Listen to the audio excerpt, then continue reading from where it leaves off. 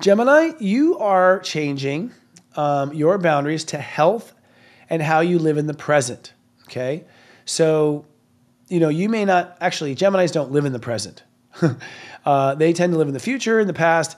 They tend to live in a story that they're recounting. Very rarely are they right here and now. And I think that's a problem.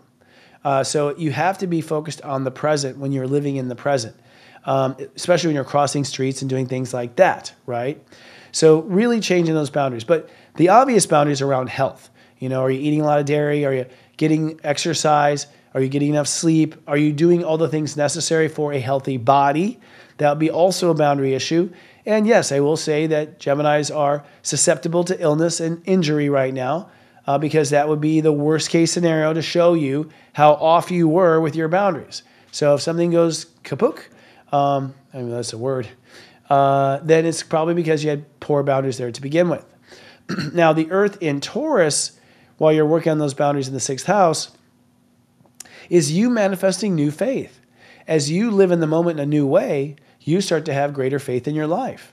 So it's a very powerful transformation, because Geminis need faith. They need faith because their mind overthinks things and their mind tends to break things apart, like fix it till it's broke with all the ideas and looking at all the ways of looking at it. So faith would help you just to know it's going to be okay, even though your mind doesn't know what to say. All right. Now, Mars in Cancer for you will be that you're going to look at and re-examine 3 times what abundance is to you, what causes abundance or doesn't cause abundance, right? And so, and we're not just abundance, but the feeling of abundance.